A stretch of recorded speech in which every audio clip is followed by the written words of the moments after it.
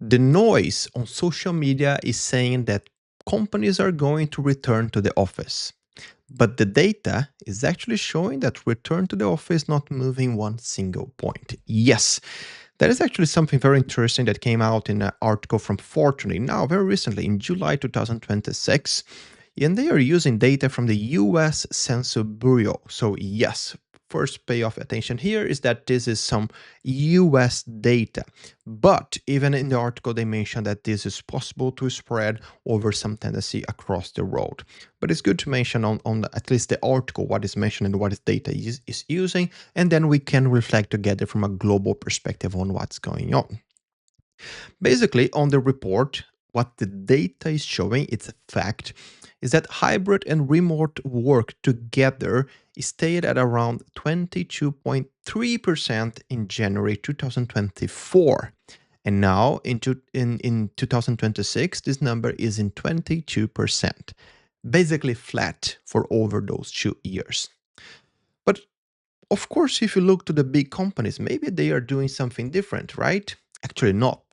Only around 3% of the biggest 100 companies in the US are fully in the office 5 days a week. So, what we see in the numbers, at least, is that the reality on return to the office is not coming true. But if you open social media, every week there's a headline about a company who is mandating their employees to come back to the office.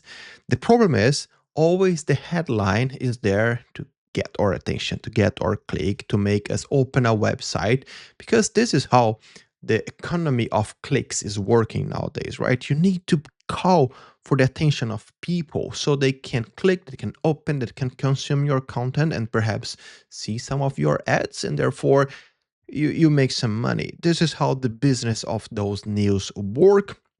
I'm not in this video at least here to criticize, it is what it is. But we always need to look to the data to understand what's going on. And yes, of course, there are industries, there are roles, there are kind of jobs that are returning completely to the office for a reason. In some mandates to come back to the office, actually the data is also showing that it is backfiring to the company and they are doing a comeback, like going more to hybrid or remote again, because for that kind of job, they were comparing the productivity and they were actually saying that for the teams working remotely or in a hybrid way, the numbers were better. But again, for some jobs, for some specific roles, return to the office and working from there with the team together is showing that the productivity in some terms is getting better. So yes, we always need to understand the whole scenario when we're talking about coming back to the office. Because I know in the comments, at any time that we talk about returning to the office, we have a lot of passion connected to that. And even that, people are able to somehow put some politics in the middle, right? They are thinking like if you want to work from home for some reason, you are lazy and you don't want to cooperate to grow the business. And then others on the other side, they are saying that if you want to come back to the office completely, you are mandating on people, you are taking their times, they losing time with the family, and they're even getting more stressed because of the time they stay in traffic on commuting and everything. So there's a lot of discussion not based on data. And in this podcast, in this content that I'm always trying to create, I try to get out of those noise and look to actually what is going on. And yes, it is true. I'm repeating myself. I know it is true that for some roles, some teams, and some industries, things are going to be better working in the office. You like it or not. And also, you like it or not, many kind of jobs and roles, people are going to produce much more, much better, and with more quality if they are actually working from home without all the interruptions in the office and not getting stressed in the traffic going to the work in the morning. I mean, I can be even a bit personal here. I get quite stressed in this time commuting from home to work, and I know that is quite common. Then you need to understand not only from the person perspective, because if you take on one person perspective and have a company with more than two people at least, you already have a problem. it's almost impossible to get a consensus on this in your team. That's why you as a leader, you need to stay connected with the data and understand what is the best for the business. And here, I know that sometimes it sounds a little bit cruel. People think that, okay, you're just looking to the business, you're looking to the mental health of the people. And of course, mental health with the people is also connected to business results. People who are sick, people who are stressed, they don't deliver good results. And that's also on the job of the leader to bring those analysis, to bring those perspectives together so we can understand what is the best for the team, because what is best for the team probably will also support to be better for the business and therefore for the company goals. But then there's something interesting in this article, in this raw research, that I want to call your attention. You see those numbers and you see that actually in reality companies are not coming back to the office, not as fast as possible right now. But and maybe you think this is like a flexibility winning, right? The worker is winning, and they're winning, the corporate in this case, and that they are winning the battle against coming back to the office. But that is not the point, and I want to call your attention to that, because right now in the same research, uh, there was a question, interesting one for employees, asking about how many of those are actually going to look for a new job just because the company is requesting them to come back to the office. The share of people willing to quit over a return to office order dropped in the same interval of 2 years from 91% to 40%. It's a big change. I will read that again for you. Okay, this is from the research.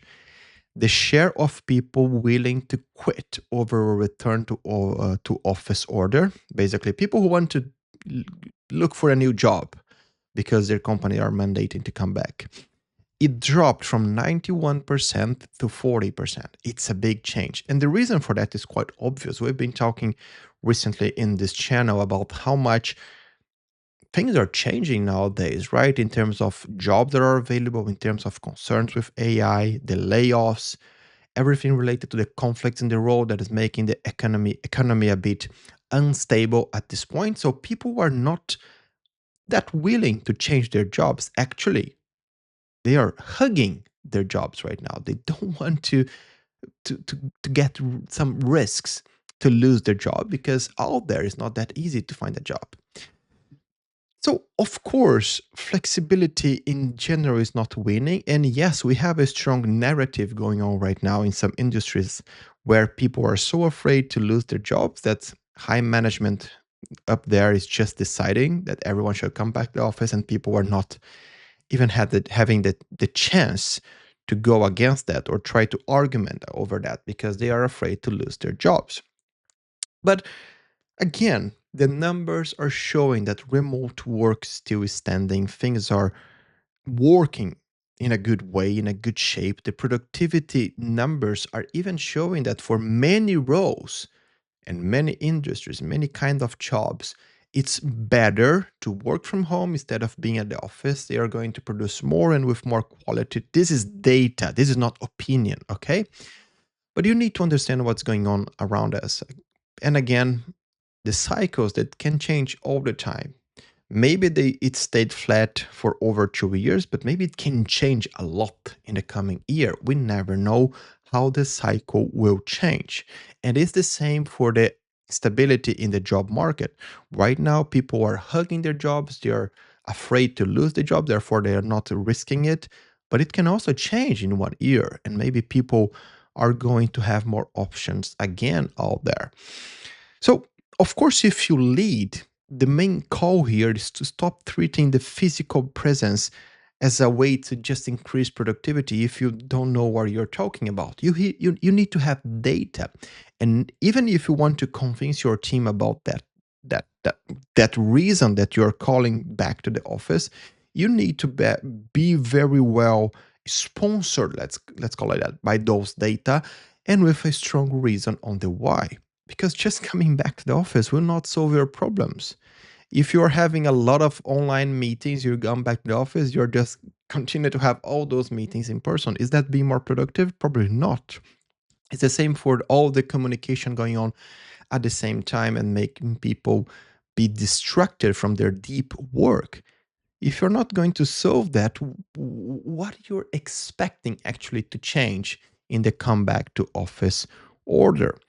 And therefore, the question here is, it's basically, if the market hit up again now, and your team is planning to come back to office for some reason, do you think that you have good reasons in your company to keep your talents, to make them continue working to you, even working from the office?